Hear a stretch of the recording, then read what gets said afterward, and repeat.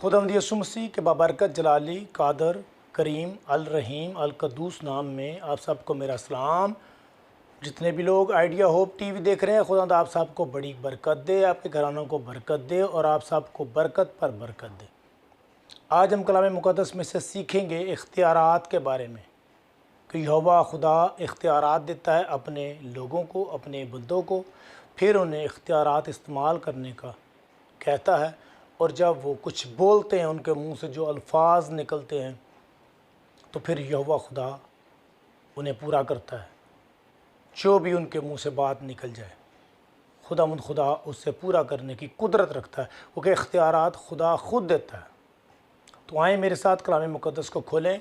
कलाम खुदा में हम आज तिलावत करेंगे यशुआ की किताब, यशुआ की बुक निकालेंगे, यशुआ की किताब उसका 10वां बाब और उसकी 12वीं आयत की हम तिलावत करेंगे। कलाम खुदा में यूँ लिखा है, और उस दिन जब खुदावंद ने अमूरियों को बनी इसराइल के काबू में कर दिया, यशुआ ने खुदावंद के हजूर बनी इसराइल के सामने ये कहा, आए सूरज तू जबून पर और आए चाँद तो वादी अयालून में ठहरा रहे। पाक कलाम के पढ़े, सुने, समझे, सीखे, कबूल किए जाने पर खुदावंद की बरकत हो। आज जो हमने हवाला तिलावत किया है, उसमें हम देखते हैं कि खुदा का खादम मुक़द्दस यशुआ सूरज को कहता है कि रुक जा, चाँद को कहता है रुक जा, और वो रुक गए क्योंकि खुदा का इख्तियार उसके पास था और उसने इस्तेमाल किया, और खुदा ने उसके अल्फाज को जो उसके मुंह से निकले पूरा किया। क्योंकि खुदा ने कहा था कि तूने डरना नहीं, घबराना नहीं, मैं तेरे साथ हूँ। जिस तरह मैं मूसा के साथ साथ था, इस तरह मैं भी तेरे साथ साथ रहूँगा। और जब मुक़द्दस यशुआ 5 बादशाहों के ख़िलाफ़ जंग लड़ रहे थे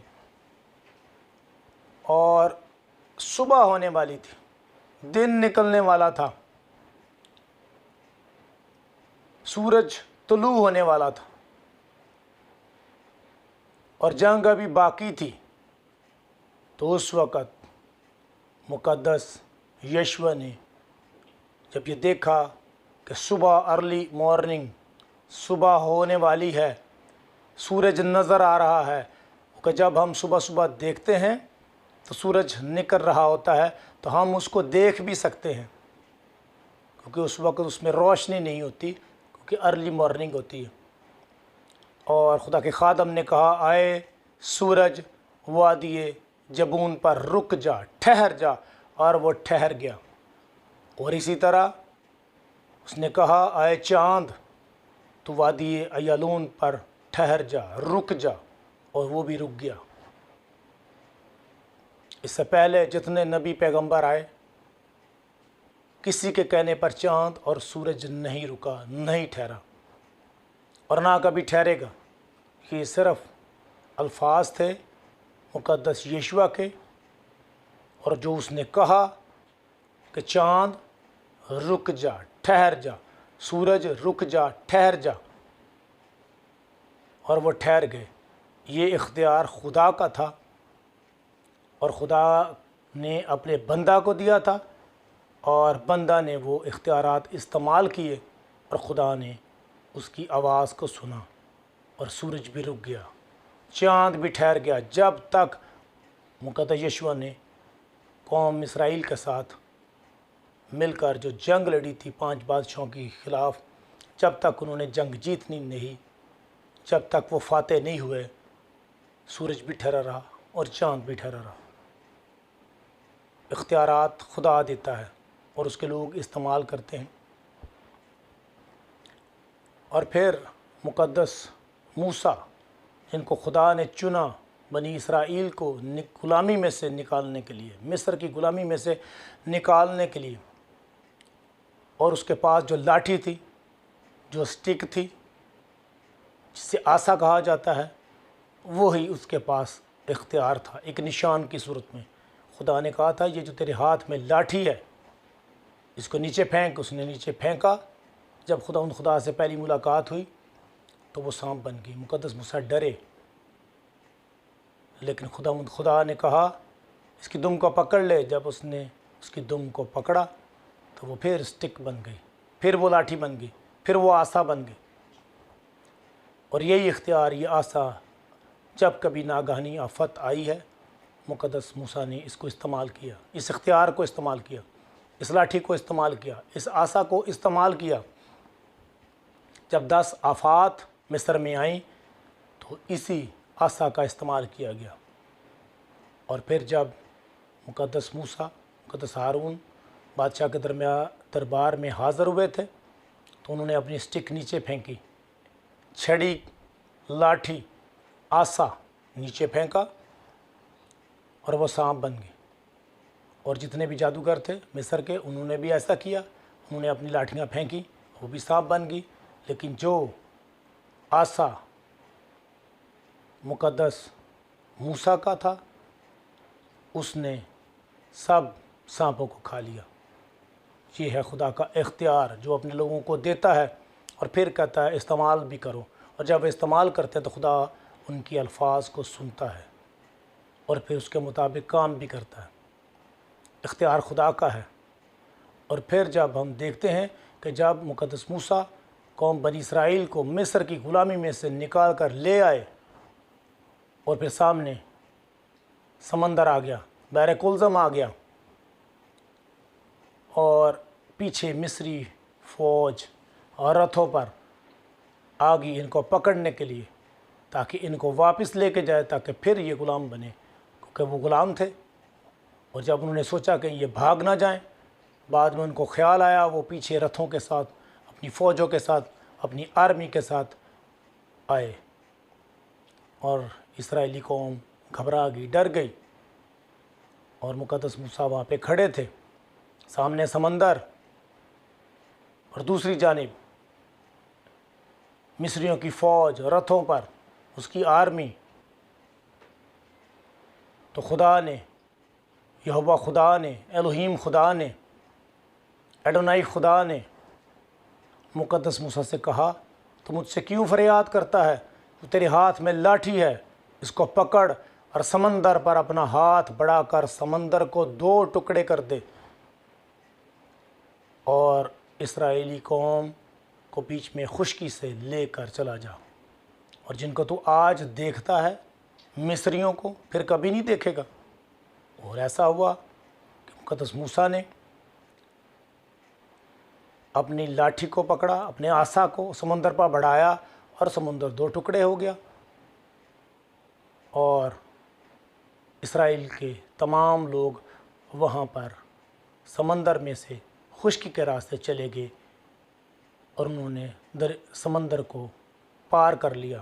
اور ان کے پیچھے مصریوں کی جو فوج آئی تھی وہ رتھوں سمیت برباد ہوگی، مر گئی، اور پھر کبھی کسی نے ان کو نہ دیکھا۔ یہ ہے خدا کا اختیار۔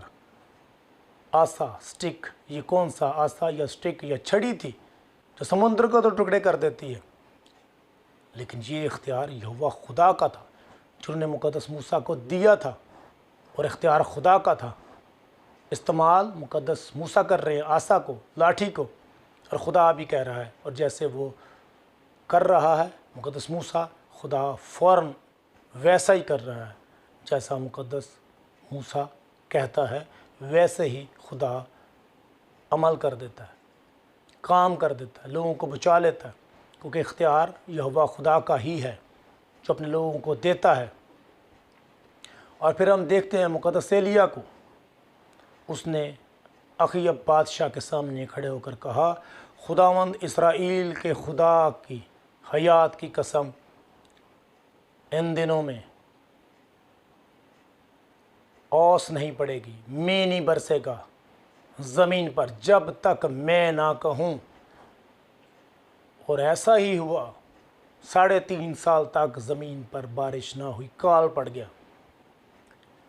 اور پھر جب مقدس ایلیا سارپت کی بیوہ کے پاس گئے، اسے کہا کہ میرے لیے پانی لیتی آ، اور ساتھ میں 1 ٹکڑا روٹی کا بھی لیتی آنا۔ اس نے کہا ہاں میں لکڑیاں چن رہی ہوں، میں اپنے گھر جاؤں گی کیونکہ میرے مٹکے میں ایک مٹھی آٹا ہے اور تھوڑا سا تیل میری کپی میں ہے، تیل کی کپی میں تھوڑا سا تیل ہے، میں اور میرا بیٹا کھائیں گے اور پھر مر جائیں گے۔ لیکن مقدس ایلیا نے کہا، جا جیسا تو کہتی ہے ویسا کر، لیکن پہلے میرے لیے ایک ٹکیا، میرے لیے ایک روٹی، میرے لیے ایک پھلکی بنا کر لے کے آ،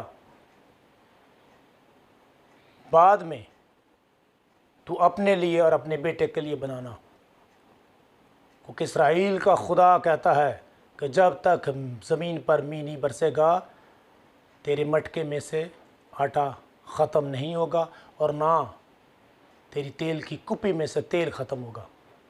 یہ ہے یہوہ خدا کا اختیار جو اپنے لوگوں کو دیتا ہے، اور جب لوگ استعمال کرتے ہیں اس کے لوگ، تو پھر خدا فوراً ان کی بات کو فوراً سنتا ہے اور فوراً اس کے مطابق کر دیتا ہے، کیونکہ جو چیزیں نہیں ہیں خداوند انہیں ایسے بدلتا ہے جیسے وہ ہیں۔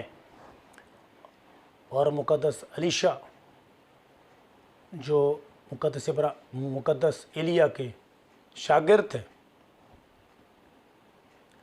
انہوں نے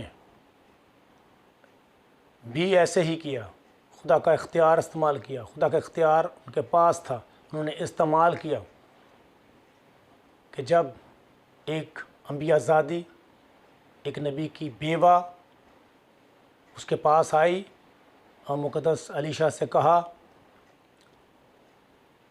کہ میں ایک نبی کی بیوہ ہوں اور ہمارے اوپر قرض تھا، میرا شوہر فوت ہو گیا اور میرے 2 بیٹے ہیں، اور قرض جس کا ہم نے دینا ہے وہ چاہتا ہے کہ میرے بیٹے اس کے غلام بنے۔ تو مقدس الیشا نے کہا، تیرے پاس کیا ہے؟ اس نے کہا، میرے پاس تیل کی کپی میں تھوڑا سا تیل۔